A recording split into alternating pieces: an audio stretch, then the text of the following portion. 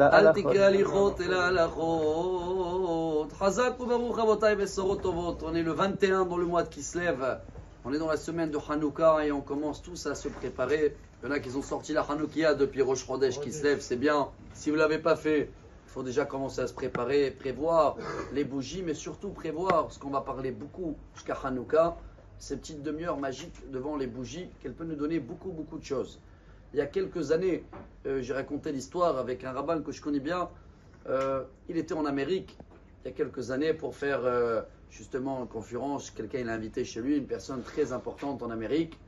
Et c'était pendant Hanouka.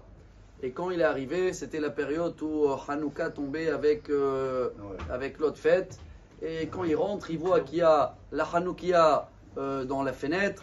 Et à côté, il y a un grand arbre qui est décoré et tout. Et il le dit comme ça, Samahni, je ne sais pas s'il parlait en arabe, pardon, je ne peux pas faire tout le cours justement.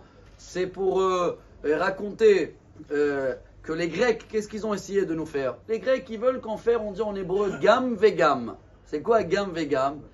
Bien sûr, la Torah et tout, c'est beau, mais un peu de télé, un peu de sport, un peu de tout. Et c'est vrai que c'est bien de faire du sport, ça vient de Sparta. C'est la première ville en Grèce qu'ils ont inventé le sport. Quand tu joues au football, tu fais une mitzvah même, c'est du sport. Mais quand tu passes toute ta journée devant les matchs de football et tout, tu es aussi dans l'esprit grec. Alors on est tous concernés, même le téléphone, tout ça, ça peut être esprit grec.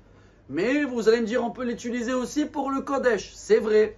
Mais comme on est toujours dans la frontière, au moins à Hanouka, on va tous consacrer une demi-heure où il n'y a pas de machine grecque allumée.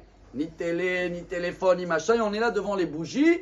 Et là, le rabbin, il a terminé comme ça. Il a commencé son discours comme ça, gentiment avec ce monsieur. Et il a dit, ok, je vais débrancher l'arbre.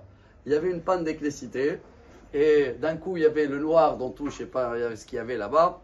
Il n'y a que les bougies de la Hanoukia qui étaient allumées. Le rabbin a dit, écoute, laisse comme ça. Je vais faire justement le cours avec la lumière de la Hanoukia.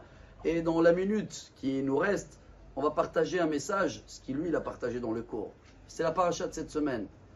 Yosef, il a pu lutter en Égypte avec toute l'impureté qu'il y avait à l'époque. Et il était seul au monde. Et il est arrivé, mais même dans le moment où vous allez voir que presque il n'en pouvait plus, c'est quoi qu'il a sauvé?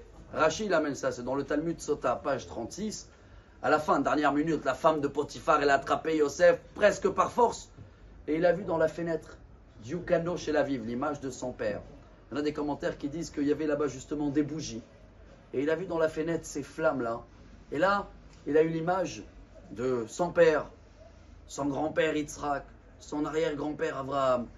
Et il a regardé comme ça, et ça l'a donné beaucoup de force. Et là, le rabbin, il a terminé le discours à la fin, quand il est sorti de la maison. Ce monsieur américain, il a accompagné le rabbin, il a dit merci pour ce cours. J'ai compris que même si toute l'année on fait gam vegam, mais au minimum à Hanouka, j'enlève les Grecs.